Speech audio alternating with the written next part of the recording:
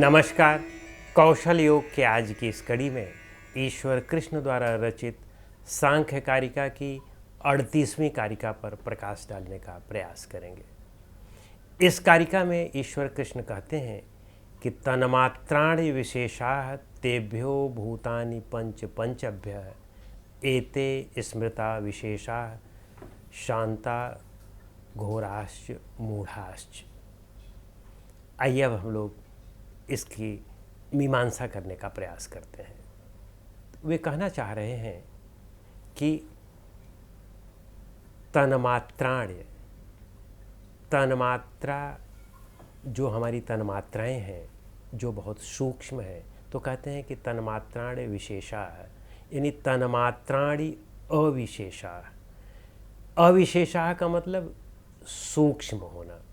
जैसे हमारे यहाँ योग शास्त्र में, योग सूत्र में प्रकृति को 4 भागों में बांटा गया है: विशेष, अविशेष, लिंग मात्र और अलिंग।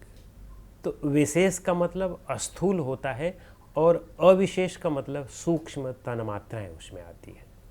तो उन्हीं सूक्ष्म तन्मात्राओं के लिए यह कह रहे हैं कि वे अविशेष हैं। तो कहते हैं कि सूक्ष्म है, तन्मात्राएं सूक्ष्म हैं। अब तन्मात्रा का स्वयं का अर्थ ही सूक्ष्म होता है, और वो तन्मात्राएं कितनी होती हैं? लास्ट में वे कहते हैं कि पंचभ्य 5 होती हैं। तो कहते हैं कि तन्मात्राणि अविशेषाः तेभ्यो, तेभ्यो का मतलब उनसे, किससे? जो पंच तन्मात्राएं हैं इनसे भूता, पंचभूत उत्पन्न होते हैं। यानी पंच तन्मात्राओं से पंचभूत उत्पन्न होते हैं। वे कहते हैं कि तन्मात्राणि विशेषाः तेभ्यो भूतानि पंच, भूतानि पंच का मतलब पंचभूत, पंचभूत उत्पन्न होते हैं। किससे उत्पन्न होते हैं? पंचभ्य 5 जो विशिष्ट हमारे जो पंच तन्मात्राएं हैं उनसे उत्पन्न होते हैं। तो कहने का मतलब इस सूत्र की जो पहली लाइन है उसमें कहने का मतलब है कि 5 तन्मात्राएं बहुत सूक्ष्म हैं। और वे तन्मात्राएं कौन कौन सी हैं? शब्द, रूप, रस, गंध और स्पर्श। ये 5 तन्मात्राएं होती हैं, और इन्हीं 5 तन्मात्राओं से पंचभूतों की उत्पत्ति होती है। हमारे यहाँ सांख्य दर्शन में, सांख्य कारिका में यह कहा गया है, अहंकार के 2 रूप हैं, सात्विक अहंकार और तामसिक अहंकार। सात्विक अहंकार से 11 इंद्रियां पैदा होती हैं। वो 11 कौन है? 5 ज्ञान इंद्रियां, 5 कर्म इंद्रियां और 1 मन। और तामसिक अहंकार से पंच तन्मात्राएं उत्पन्न होती हैं। तो पंच तन्मात्राएं वो यही है, शब्द, रूप, रस, गंध और स्पर्श। और उन पंच तन्मात्राओं से, अपने अपने विशिष्ट तन्मात्राओं से पंचभूत पैदा होते हैं। तो उनमें पंच तन्मात्राओं से पंचभूत कैसे पैदा होते हैं ये हम देखते हैं। तो सबसे पहले पंच तन्मात्राओं में हम मान लो शब्द को लेते हैं। तो शब्द जो है उससे आकाश की उत्पत्ति होती है, ऐसा हमारा सांख्य कारिका कहती है, सांख्य दर्शन कहता है। तो शब्द से आकाश की उत्पत्ति हुई, फिर स्पर्श हुआ, स्पर्श से हवा की उत्पत्ति होती है, फिर तीसरा रूप हुआ, रूप से अग्नि की उत्पत्ति होती है, फिर रस हुआ, रस से जल की उत्पत्ति होती है, और गंध हुआ, गंध से पृथ्वी की उत्पत्ति होती है। तो इस तरह से वे कहते हैं कि पंच तन्मात्राओं से पंचभूतों की उत्पत्ति होती है। फिर कहते हैं कि एते स्मृता, एते का मतलब ऐसा, स्मृता का मतलब कहा गया है, ऐसा कहा गया है। क्या कहा गया है? विशेषा। विशेष का मतलब यहाँ पर पंचभूत है, क्योंकि विशेष स्थूल है। और पिछले में उन्होंने पंचभूत तो कहा है, लेकिन पंचभूत के लिए विशेष शब्द नहीं कहा है। उन्होंने तन्मात्राओं के लिए अविशेष शब्द कहा है कि यानी पंच तन्मात्राएं वे अविशेष यानी सूक्ष्म होती हैं। तो स्वाभाविक सी बात है कि उनसे उत्पन्न जो भौतिक पदार्थ हैं, जो भौतिक तत्व हैं, पंचभूत हैं, वे स्थूल होते हैं। तो यहाँ पर उनके लिए वह विशेष शब्द का प्रयोग करते हैं कि जो पंचभूत हैं वे विशेष हैं यानी स्थूल हैं।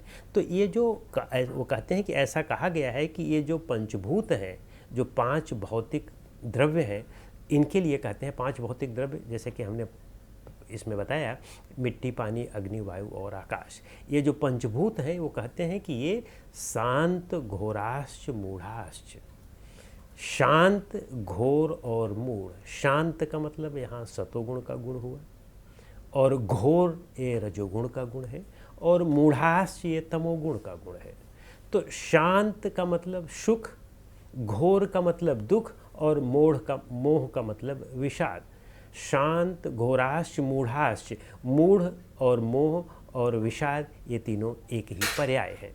तो यहाँ पर वह कहना चाह रहे हैं कि जैसे पूर्व की कारिकाओं में यह बहुत स्पष्ट रूप से कहा जा चुका है कि उन्होंने कहा है कि प्रीति विषादात्मका। प्रीति का मतलब सुख और अप्रीति का मतलब दुख, और फिर विषादात्मका, विषाद का मतलब मोह। तो कहते हैं विषाद को मोह कहा गया है, यानी कि उसे ही हम मूढ़ता यहाँ कहते हैं या मोह कहते हैं। तो वो कह चुके हैं कि ये जो विशेष है इसमें ये तीन चीज़ें पाई जाती हैं। विशेष यानी स्थूल में क्या पाया जाता है? दुख, सुख और मोह, ये तीन गुण पाए जाते हैं जो हमारे त्रिगुण में होते हैं। तो उनके कहने का मतलब है कि इन भूत तत्वों में त्रिगुण के गुण तीनों वर्तमान होते हैं, विद्यमान होते हैं, जिनसे व्यक्ति सुख, दुख और मोह से आच्छन्न होता है। अब हम ये कहेंगे कि ये तो प्रकृति में ही होते हैं, ये तीनों गुण प्रकृति में ही होते हैं, हर एक अणु परमाणु में है ये तीनों गुण। और यह कहा गया है, पहले भी कहा गया है, हमारे यहाँ सांख्य दर्शन में ये चीज़ स्पष्ट रूप से बताई गई है कि प्रकृति में वो तीनों गुण होते हैं, और प्रकृति पूरा कारण है इस सृष्टि का। तो जो चीज़ कारण में है वह कार्य में निश्चित है। तो प्रकृति में जब है वह, तो वह महत में भी होगा, क्योंकि महत उसका कार्य है, और महत का कार्य अहंकार है, अहंकार में भी वह होगा, और अहंकार के जो दो और प्रकार हैं उसमें भी वह होगा। तो वो कारण में जो चीज़ है वह कार्य में होगी। तो इसलिए कार्य में तो है, तो वही ये क्यों नहीं कर रहे हैं कि वह अविशेष में क्यों नहीं है? अविशेष में भी तो शांत, घोर और मूढ़ की प्रवृत्ति पाई जाएगी। तो वास्तव में होता तो उसमें है, सभी तत्वों में है। प्रकृति के जितने 24 तत्व हैं सब में ये तीनों गुण पाए जाते हैं, लेकिन वह इतने सूक्ष्म होते हैं कि वो चीज़ें हमें उसका ज्ञान नहीं हो पाता है, उसकी समझ नहीं हो पाती है। यह जो अस्थूल है, अस्थूल में हमें चीज़ों को दिखाई पड़ता है कि हाँ कोई सुखी है, कोई दुखी है, या कोई मोहग्रस्त है, यह अस्थूल चीज़ों में दिखाई पड़ता है। बाकी उनमें भी होता है, लेकिन वह सूक्ष्म स्तर पर होता है, उसका अनुभव सभी नहीं कर पाते हैं। वे जो योगी लोग हैं वे तो कर पाते हैं। जैसे कि हमारे यहाँ योगसूत्र में भी बहुत अच्छी तरह से कहा गया है।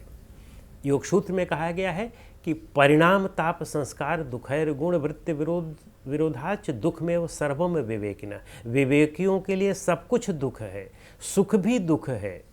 तो वही यहाँ पर कहने का मतलब है कि चीज़ें वास्तव में वह स्थूल लेवल पर तो लोग समझ लेते हैं, लेकिन सुख भी दुख है, जो बड़ा सूक्ष्म लेवल की बात है कि वह सुख भी अंततः हमें दुख देता है, वह बहुत कम लोग समझ पाते हैं। जिनमें सूक्ष्म बुद्धि होती है वही समझ पाते हैं।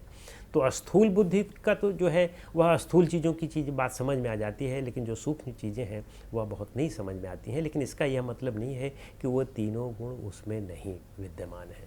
तीनों गुण प्रकृति के एक एक कण में विद्यमान है। इस तरह से इस कारिका के विषय में इतना ही। अगली कारिका के लिए हम लोग अगली कड़ी में मिलते हैं। नमस्कार।